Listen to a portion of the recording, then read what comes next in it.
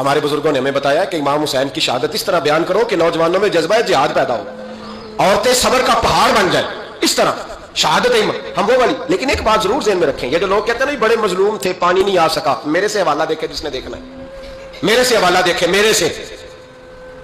حضرت امام حسین میدان کربلا میں تھے تو تھوڑی سی جگہ کھود کے نا امام حسین نے تو خندق کھودی. خندق کھودنا عرب کا رواج تھا, مدینے میں بھی خندق کھودی گئی, اس کا نام ہی جنگ خندق. تو خندق کھود کے نا آگ جلائی جاتی تھی, یہ حفاظت کا ایک ذریعہ تھا تاکہ دشمن نہ آئے. تو امام حسین نے اپنے خیمے کے سامنے خندق کھود کے اس میں آگ جلائی تاکہ پردہ رہے, عورتوں کے پاس کوئی دشمن نہ آئے. تو ایک شخص سامنے کھڑا کہنے لگا حسین تو نے دنیا میں ہی آگ جلا لی ہے, معاذ اللہ ثم معاذ اللہ. کہنے لگا آگے تو آگ ملے گی, یہاں جلا لی ہے. تو امام حسین کہنے لگے میں حکم دیتا ہوں آگ کو کہ تجھے ابھی پکڑ لے. لوگ کہتے ہیں مظلوم تھے, میں حکم دیتا ہوں آگ کو تجھے ابھی پکڑ لے. یہ لفظ امام حسین نے کہا. میں 3 کتابیں تو میری لائبریری میں ابھی ہیں جن میں حوالہ ہے, 3 کتب سے, اور آج کل پرسوں کی کتاب نہیں, سینکڑوں سال پرانی. جب کہا نا میں حکم دیتا ہوں تو وہ آدمی گھوڑے سے نیچے گرا, گھوڑے سے نیچے گرا, اور گھوڑے کی رکاب کے اندر اس کا پیر الجھا. گھوڑا ڈر کے اتنا دوڑا کہ جا کے اس آدمی کو آگ میں پھینک دیا. امام حسین کے سامنے جل کے مر گیا. یہ حسین ابن علی ہے, یہ ابھی حکم دیتے تو فرشتے ابھی آ جاتے, یہ ابھی بات کرتے تو ساری دنیا کی فوجیں ابھی اکٹھی ہو جاتی, یہ ابھی حکم دیتے تو ابھی آ جاتے. اور سنو, اگر جناب اسماعیل کے لیے دمبا آ سکتا ہے تو وہ تو حضرت ابراہیم کے بیٹے تھے, اور یہ تو مصطفیٰ کی اولاد ہے, ان کے لیے کیا کچھ نہیں ہو سکتا. لیکن امام حسین نے پسند کیا تھا کربلا کے جہاد کو, اس کو پسند کیا تھا مولا علی نے, وہ اپنی پسند پہ تھے. کوئی آدمی اس طرح نہ بیان کرے کہ بڑے مظلوم تھے تو بڑی مشکل میں تھے تو بڑا روتے تھے بڑے, اور کوئی شخص ایسی بات. یہاں تو تماشا لگ گیا ہے, تماشا لگ گیا ہے. ایک وہ ہے جو آج کل کہنے بس جی وہ تو 2 شہزادوں کی جنگ تھی, انہیں بھی شرم نہیں آتی, اور ایک ممبروں پہ چڑھے ہوئے ہیں, چہرے پہ داڑھی کوئی نہیں, سر پہ ٹوپی کوئی نہیں, بازاری سا انداز ہے, کبھی دوڑ کے ادھر جاتے ہیں, کبھی بھاگتے ہیں, کبھی کہتے ہیں اونچا بولنا, پیروں پہ کھڑا ہونا دا. یہ لوگ بیان کریں گے امام حسین کی بات, یہ لوگ بیان کریں گے. بیویوں کے مصائب پڑھ رہا ہوں, بہت بیویاں ہوتی ہیں جو ہائے ہائے کرتی ہیں, واہ ویلا کرتی ہیں. یہ میرے نبی کا خاندان ہے, یہ میرے نبی کا خاندان ہے, نبی کا خاندان. میں حوالہ دکھاؤں گا, مجھ سے سنو حوالہ. حضرت سیدہ زینب نے سارے جنازے دیکھے, بھتیجوں کو, بھانجوں کو, سب کو شہید ہوتے دیکھا. عورتیں ڈرتی میت کو ہاتھ نہیں لگاتی, چیختی ہیں بیویاں. لیکن حضرت جناب زینب نے پتہ کیا دیکھا تھا, وہ سننا ذرا. امام حسین کی لاش مبارک کربلا میں پڑی تھی, اور امام حسین کا سر کاٹ کے نیزے پہ چڑھایا گیا تھا, اور وہ بیویوں کے سامنے خالی سر چل رہا تھا, اور سینکڑوں میل کا سفر کر کے دمشق کے بازاروں سے گزرتا وہ سر گیا. آج میں سر کی بات نہیں کرتا, سر کی. آپ مرد ہیں, جوان ہیں سارے, یہاں کسی کا کٹا ہوا ہاتھ پھینک دیا جائے نا, ہاتھ تو لوگ چیخے مار کے دوڑ جائیں گے, بلکہ ہاتھ تو دور رہا, کسی کی انگلی کاٹ کے یہاں پھینکی جائے تو لوگ چیخے مار کے مرد دوڑ جائیں گے. لیکن کٹا ہوا سر دیکھا, لاشیں دیکھے.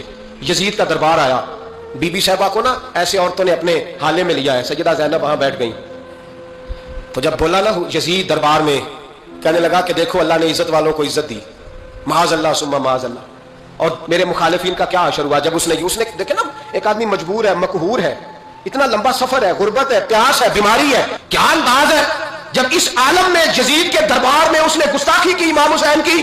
یہاں لوگ کہتے ہیں کسی کو کچھ نہ کہو, کیوں نہ کچھ کہیں. جو سیدنا امام حسین کے بارے میں بات کرے گا زبانیں کھینچیں گے اس کی, جو صحابہ کے بارے میں بات کرے گا ہم کرنے دیتے ہیں. یہ کیا بات ہوئی, گستاخی کرنا, بے ادبی کرنا, یہ کون سا دین ہے؟ یہ تو تم بے ادبی پھیلا رہے ہو. سنو, جب اس نے بے ادبی کی تو سیدہ زینب چپ نہیں رہی, بلکہ حضرت زینب بولی اور کھڑی ہوئی, اور آپ نے تلاوت کی قرآن مجید کی, اور آیتیں پڑھی, کہنے لگی وَتُعِزُّ مَن تَشَاءُ وَتُذِلُّ مَن تَشَاءُ بِیَدِکَ الْخَیْرُ. اور آپ فرمانے لگی یزید تو کہتا ہے تیرے مخالفین پسپا ہو گئے, تجھے عزت ملی. آپ فرمانے لگے یہ تیرا دربار ہے نا, یہ تیرا سجا ہوا ہے نا, تیرا اس وقت ڈنڈا چلتا ہے نا. فرمانے لگی چند سال ٹھہر جا, تیرے اوپر لوگ لعنتیں برسائیں گے. اور فرمایا جب جمعے پڑھے جائیں گے تو لوگ میرے حسین کے نام کے خطبے پڑھیں گے. فرمایا آج یہ تیرا دربار ہے نا. حضرت نعمان بن بشیر صحابی رسول تھے, وہ کہتے ہیں میرے قریب ایک نابینا صحابی بیٹھا تھا. سنو حوالہ میں دکھاؤں گا. کہنے لگے میرے قریب اس وقت یزید کے دربار میں ایک نابینا صحابی بیٹھے تھے. جب بی بی زینب نے یہ بات کی نا تو وہ نابینا صحابی میرا ہاتھ پکڑ کے کہنے لگے نعمان علی آ گئے ہیں, یہ تو علی کی آواز ہے, علی آ گئے. جبریل امی بول رہے ہو جیسے, حکمت کے گوہر رول رہے ہو جیسے, دربار دمشق میں وہ زینب کا خطاب منبر پہ علی بول رہے ہو جیسے. کہنے لگے علی آ گئے, علی, یہ تو علی کی آواز ہے.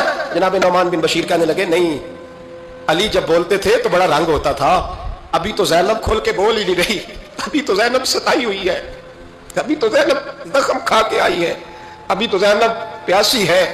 کاش زینب تر و تازہ ہوتی تو زینب خطبہ پڑھتی تو علی کی طرح گرجدار آواز نکلتی، یزید کے محل کانپتے، جبریل امین بول رہے ہوں جیسے، حکمت کے گوہر رول رہے ہوں جیسے، دربار دمشق میں بی بی زینب کا خطاب، منبر پہ علی بول رہے ہوں جیسے۔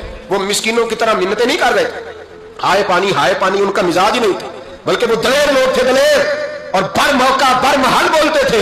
یزید آیا دربار میں، جب یہ سارا قافلہ وہاں پہنچا تو یزید دربار میں آیا، اور جب وہ دربار میں آیا تو بادشاہوں کا طریقہ ہے، گاڑیاں، اب ہمارے بادشاہوں نے روٹر والی گاڑیاں رکھی ہوئی ہیں، وہ یوں چلتی ہیں، شور ہوتا ہے پیچھے۔ اس زمانے میں کہا جاتا تھا با دبا ملازہ ہوشیا، پیچھے ہٹ جاؤ، نعرے لگنے لگے۔ تو یزید کا ایک ناخلف بیٹا امام زین العابدین سے کہنے لگا تیرا باپ کہاں ہے؟ دیکھ یہ میرے باپ دادا کنارے، دیکھ میرے باپ کنارے، تیرے کنارے۔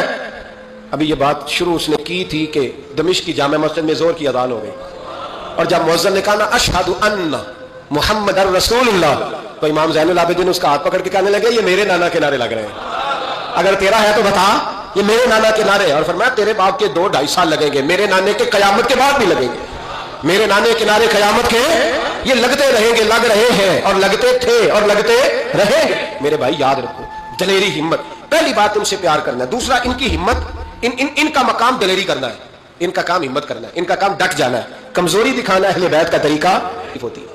حضرت عباس کے بازوؤں میں درد ہوتی ہے، جناب زینب پھر پریشان ہوتی ہیں کہ ہم تو اس بے حیائی کے خلاف لڑے اور امت ابھی یہ گند کر رہی ہے۔ جو چوکوں میں کھڑا ہوتا ہے نا عورتوں کو تاڑتا ہے، وہ یزید کے طریقے پہ عمل کرتا ہے۔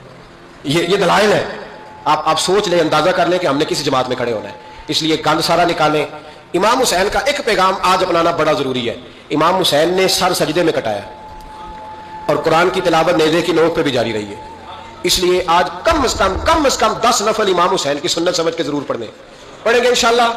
جنہوں نے روزہ رکھا ہے بڑا اچھا کیا ہے، چلو جو نہیں رکھ سکے پھر بھی نفلی ہے، کوئی فرض نہیں، کم از کم 3 دفعہ سورت یاسین کی تلاوت آج ضروری ہے امام حسین کے لیے، کریں گے انشاءاللہ تعالی۔ اگر وہ نیزے کی نوک پہ پڑھ سکتے ہیں تو آپ ان کی خاطر بھی تو پڑھ ہی سکتے ہیں نا۔ جس جماعت سے آپ کا تعلق ہے نا، اس جماعت کی امت مسلمہ کو ضرورت ہے۔ قیامت بھی 10 محرم کو آئے گی، جمعے کا دن ہوگا، تو میں آج دل کو حاضر ناظر رکھ کے، اپنی طبیعت کو حاضر پا کے باشعور آپ کو کہہ رہا ہوں، جاگ کے سننا خدا کا واسطہ۔ آپ اس جماعت سے تعلق رکھتے ہیں، اگر کافر کے سامنے اسلام کا کوئی چہرہ پیش ہو سکتا ہے تو صرف سنی کا چہرہ پیش ہو سکتا ہے، ختم ہو گئی بات۔ ورنہ کوئی صحابی کا بھی ادب ہے، کوئی اہل بیت نبوت کا، آج مجھے کہہ لینے دو، کھول کے کہہ لینے دو۔ لوگ دلیلیں دیتے پھرتے ہیں، کہتے ہیں جی ایک وہ پینٹ کوٹ والا مولوی ہے، اس نے اینت بھی لگائی ہے، داڑھی بھی رکھی ہے، پینٹ کوٹ بھی پہنتا ہے، اس نے جی 1500 بندہ ایک دن مسلمان کر دیا، ایک دن 1000 مسلمان کر دیا۔ پر پتہ وہ بدبخت کہتا کیا ہے؟ وہ کہتا ہے امیر المومنین یزید رضی اللہ تعالیٰ عنہ، میں کیا کروں اس کے 1500 مسلمان کو یا 2000 اس کے کلمہ، اور وہ جی بڑی دلیلیں دیتا ہے، وہ دلیلیں سنبھال کے رکھے، وہ دلیلیں جو جی بڑے لوگ اس کے ساتھ ہوتے ہیں۔ تو کربلا کے موقع پر زیادہ لوگ یزید کے ساتھ تھے، زیادہ لوگ، ہم کثرت کے قائل نہیں، ہم حق کے قائل ہیں۔ ہم اب چھوڑ دو بات، دلائل کی طرف آؤ۔ عجیب تماشا ہے، اور ایک مولوی صاحب اس کی حمایت کر رہے تھے، کہتے نہیں بندہ ٹھیک ہے، وہ بھول گیا تھا، اصل میں قصور عبید اللہ ابن زیاد کا تھا، اصل میں غلطی عمر بن سعد کی تھی، تو یزید کو زیادہ الزام نہیں دینا چاہیے۔ میں نے کہا بڑی تمہاری قریبی رشتہ داری ہے یزید کے ساتھ، تو اللہ سے دعا کیوں نہیں مانگتے کہ تمہارا حشر یزید کے ساتھ کرے؟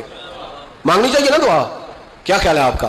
ہم الحمدللہ جمعے والے دن مسجد میں بیٹھ کے دعا کرتے ہیں، یا اللہ ہمارا حشر امام حسین کے غلاموں میں کرنا، تو بھی کرنا، جرت، ہماری جرت دیکھ، ہم یہ نہیں کہتے ان کے ساتھ کر، ہم کہتے ہیں یا اللہ ہمارا حشر ان کے، ہماری جرت دیکھو، ہم ان کے غلاموں میں، قدموں میں، نوکروں میں بیٹھنے کو وہ دعا مانگ رہے ہیں، یا اللہ ہمارا ان کے غلاموں میں، غلاموں کے، تو بھی جرت کر دلیری، کر جرت، کہ یا اللہ میرا حشر یزید کے ساتھ کر دلیری، اگر اتنا ہی اچھا تھا تو۔ بے شرمو، اتنا ظلم نہ کرو، اتنی زیادتی، اتنا ظلم نہ کرو، یہ ظلم ہے۔ امام حسین جمعے والے دن خطبہ پڑھنے لگے، جمعے سے پہلے امام حسین نے خطبہ پڑھا، اور آپ نے ایک جملہ کہا جو ہمیشہ یاد رکھا جائے گا۔ آپ نے فرمایا یزید کو جا کے بتا دو کہ مجھ جیسا تجھ جیسے کی بیعت نہیں کر سکتا۔ او کیا فکرہ ہے امام علی مقام کا، فرمانے لگے مجھ جیسا تجھ جیسے کی بیعت، اور آپ فرمانے لگے بتاؤ اس وقت پوری دنیا میں کوئی نبی کا نواسہ موجود ہے میرے سوا؟ حضرت آدم سے لے کر مصطفیٰ کریم تک اس وقت پوری دنیا میں کوئی نبی کا نواسہ ہے؟ اور فرمایا اگر میں ہی ہوں پوری کائنات میں، لوگ کہتے ہیں فلاں علامہ صاحب کی تبلیغ بڑی ہے، ہم سے بڑا کون ہوگا تبلیغ کی بات کرنے والا؟ لیکن ڈرو اللہ سے، ڈرو، گمراہ نہ کرو قوم کو۔ یہاں تباہی اتر گئی ہے، کوئی بڑی داڑھی رکھ کے معاذ اللہ تعالیٰ اہل بیت کے بارے میں بکواس کرتا ہے، اور کوئی بالکل داڑھی مڈا کے ننگا سر کر کے ممبروں پہ ناچتا ہے اور صحابہ کے بارے میں بکواس کرتا ہے۔ میرے مصطفیٰ کے پاس اگر ابو بکر آئے ہیں تو وہ بھی شان والے ہیں, اور اگر بی بی عائشہ صدیقہ ان کے بستر پہ رہی ہے تو وہ بھی شانوں والی ہے. مولا علی شیر خدا کے بارے میں جو بات کرے پکا بے ایمان ہے. عجیب تماشا لگ گیا ہے جی. جو رب نبی پاک کے جسم کے قریب مکھی نہیں آنے دیتا, وہ گندا بندہ حضور کے قریب آنے دیتا ہے؟ عجیب تماشا ہے. امت کو تباہ کر رہے ہو, کافر کو موقع دے رہے ہو یہ کہنے کا کہ تمہارے نبی کے پاس بیٹھنے والے ٹھیک نہیں تھے. اگر حضور کے پاس بیٹھنے والے ٹھیک نہیں تھے تو بعد والے کیسے ٹھیک ہو گئے؟ تو یہ باز آنا چاہیے ان بے شرموں کو. یہ امت میں تفرقہ ڈالتے ہیں, بے حیائی کرتے ہیں. سنو اور یاد رکھو, حضرت امام حسین نے خطبہ پڑھا نا جب جمعے والے دن, فرمایا مجھے پہچانو تو میں کون ہوں؟